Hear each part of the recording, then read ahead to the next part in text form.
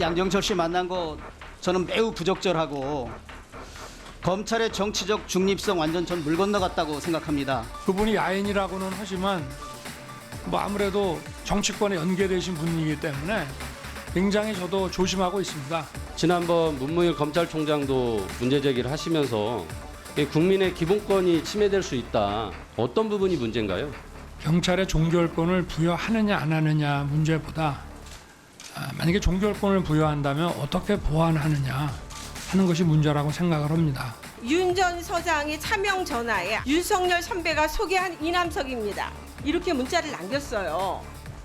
이 부분에 대해서 어떻게 설명하시겠습니까? 그 기사가 저는 정확치 않다고 지금 보고요. 서울중앙지검장의 수사 외압과 함께 황교안 당시 법무부 장관이 개입했다는 사실을 증언하고 있습니다. 지금의 생각도 변함이 없죠? 없습니다.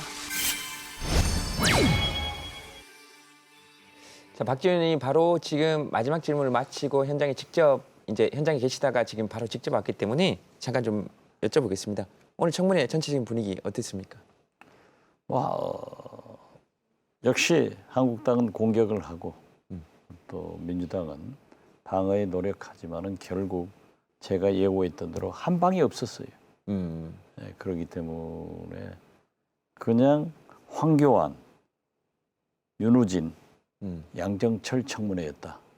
이렇게 보면 됩니다. 저 박지원 의원은 왜 그렇게 저 윤석열 후보자를 감싸가지고 기사에 감쌌다고 기사가 많이 났던데요? 제가 많이 감쌌죠. 왜냐하면은 제가 2013년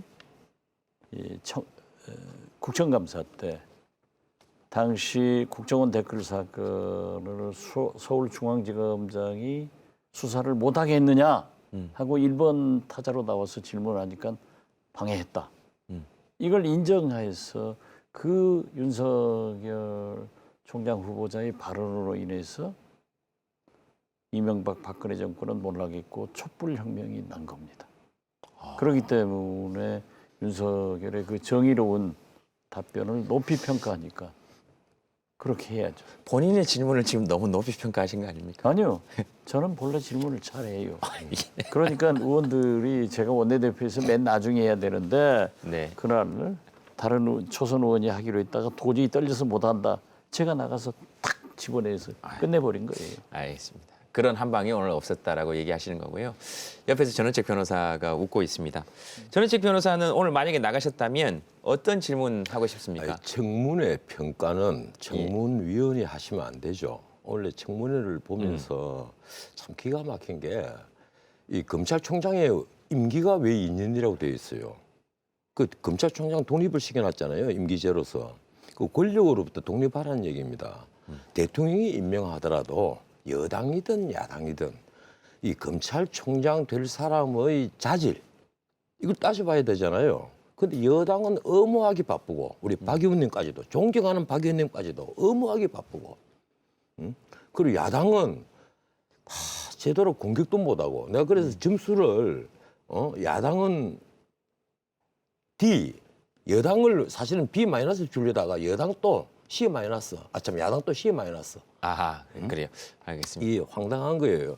가령 우리가 하나씩 따져봅시다. 나는 자 그러면 리드에 오르는 사람 하나만 얘기할게요. 리드에 오르는 사람은 최소한 국가에 대한 의무를 다해야 된다고 생각합니다. 그래서 오늘 또 병역 문제가 나왔어요. 이 부동시 때문에 병역을 면제받았다 이 얘기가 나왔단 말이에요. 그 부동시면 두 눈의 시력이 굉장히 큰 차이가 나는 겁니다. 그런데 그런 눈으로 계단도 지금 걷기 힘들다고 얘기하잖아요. 본인이 그렇게 얘기했어요. 근데 그런 눈으로 어떻게 골프를 칩니까? 나는 이해를 못 하겠어요. 도대체 공직자가 골프에 그렇게 연연하는지는 모르겠는데 만약 연연한다 그러면 문제겠지만 골프를 어떻게 쳐요? 그럼 부동시로. 알겠습니다. 그리고 가령 바로 여기 질문이 있어서 안경을 쓰면은 안경 쓰고 골프 치는 거 보셨습니까? 된다. 아니 그렇기 때문에 본인이 안경을 안 쓴다고 것은, 그러잖아요. 아니 그러한 것은 자기의 신체적 결함에 대해서 그렇게 얘기할 필요는 아니 없어요. 왜 그런가 하면 그러면 어떻게? 그게 굴절도에 대한 진단서를 제출하라고 했는데 제출을 안 했단 말이에요. 네. 제출을 했으면 내가 이런 얘기를 안 하죠. 알겠습니다. 자, 그래서 점수 얘기를 하셔서 바로 연결해서 드릴 수 있으니까 계속 얘기하시면 되겠습니다. 제가 끊는 게 아니고 예. 바로 이어서 얘기를 하시면 되겠네요. 윤석열 후보자 청문회에서 원래 이제 해야 될 게 도덕성, 지금 방금 말씀하신 거, 뭐 검찰 개혁, 리더십인데요. 두 분께 사전에 세 가지 항목 윤 후보자가 몇 점이나 될지 여쭤봤습니다. 먼저 하시죠. 난 근데 그게 반대를 했어요. 사실 점수를 주긴 줬는데 뭐 도덕성은 5점 같으면 나쁜 점수 아니냐 이러는데 이 보통 수준이다. 내가 굉장히 높게 평가해 드린 겁니다. 내가 왜 그런가 하면 내가 청문위원이 아니고 자료를 다 못 봤으니까 언론에 보도된 것만 보았으니까 네. 예, 그런 것이고 그리고 검찰 개혁은 아직 알 수가 없죠. 총장이 돼 봐야 이제 아는 거고 네. 그리고 리더십은 나는 7점을 줬어요. 내가 주변에 들은 얘기들이 많기 때문에 10점 만점 7점. 예, 7점을 후하게 드리는데 주변에 어떤 사실은요, 얘기를 글쎄, 들으셨는지. 뭐 여러 가지 품성에 관해서 얘기를 네. 이 자기 연수원 기수에 비해서 기수들의 평균 나이에 비해서 나이가 많잖아요. 이러니까 리더십이 있겠죠. 그런데 사실 검찰총장에게 필요한 게 이런 게 아닙니다. 이거보다 더 필요한 것은 균형 감각이고 용기예요. 검찰총장의 임기를 보장해 둔 것도 바로 그겁니다.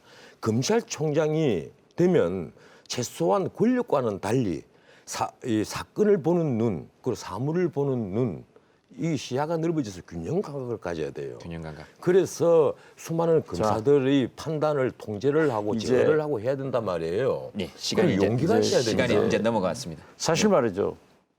윤석열 검찰총장 후보자만큼 정의롭지 않은 사람이 없어요.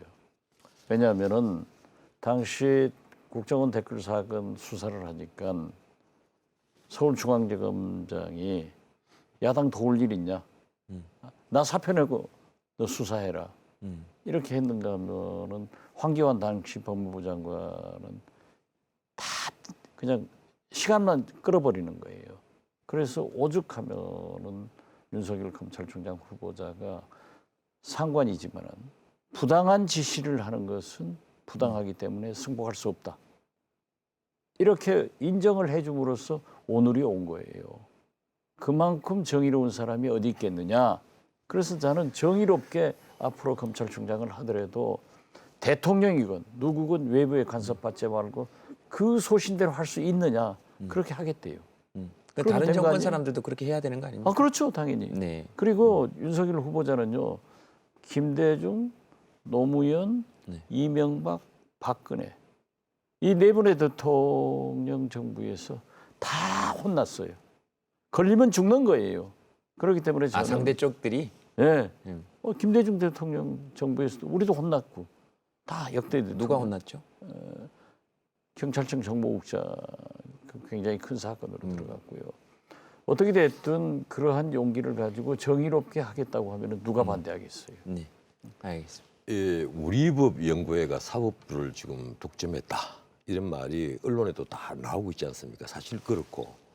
근데 내가 왜 지난번에 여기 나와서 사법부나 검찰이 권력의 이빨이 되면 안 된다. 왜 이런 얘기를 하겠어요? 윤석열 검사가 어떻든 간에 지난번에 좌천이 됐다가 박영수 특검의 팀장으로 들어가서 대영진이 됐단 말이에요.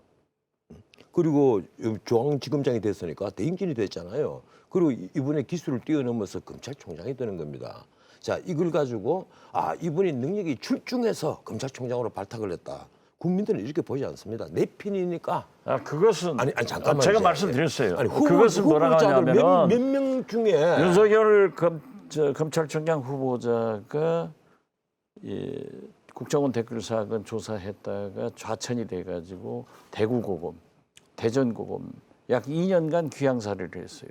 그 박영수 특검이 구성되면서 문재인 대통령한테 픽업된 게 아니라 박영수 특검이 데려와서 박근혜, 이명박 이 비리를 완전히 수사하게 되니까 거기서 중앙지검장이 된 거지.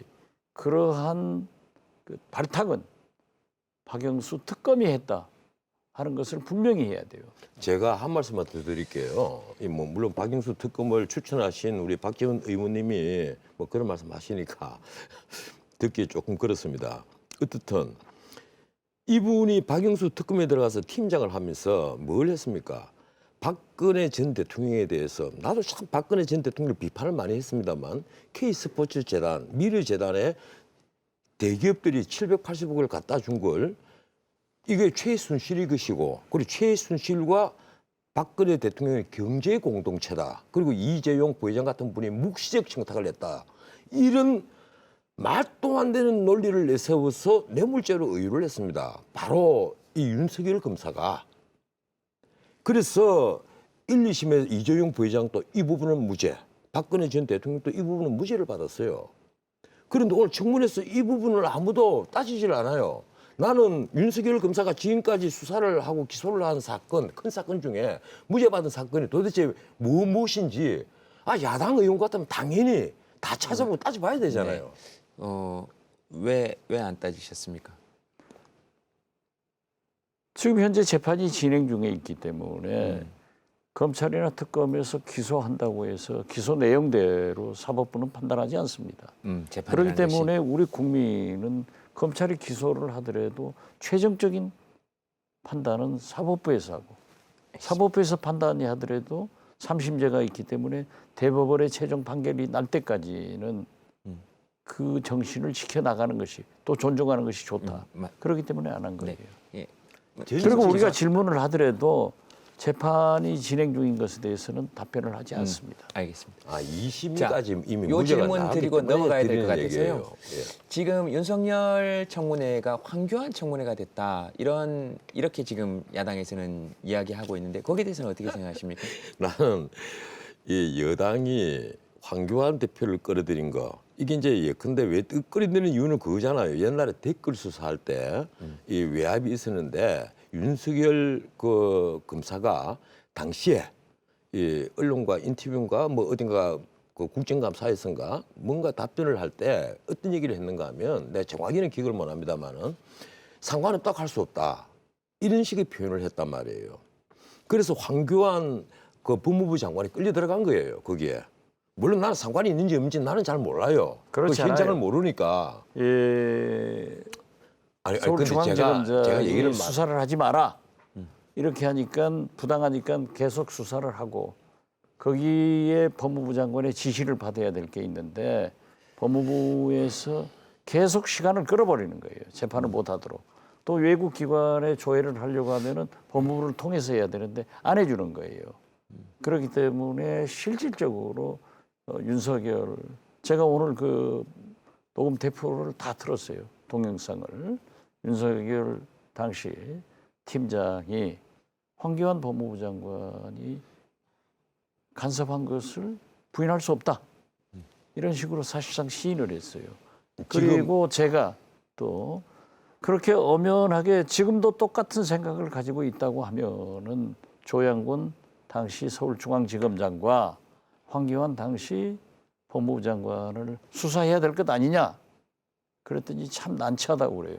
그렇다면 시민단체에서 고발을 했을 때는 엄중하게 수사를 해라. 잘 검토하겠다. 그렇기 때문에 의혹이 있으면 검찰은 수사해야 되는 거예요. 알겠습니다. 이게 여기까지 하겠습니다. 문제가 있나? 학벌, 그다음 지식, 그것도 문제가 되네.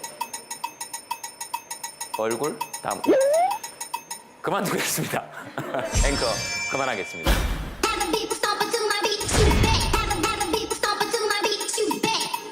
뉴스가 원래 이렇게 막 다 지나다닙니까?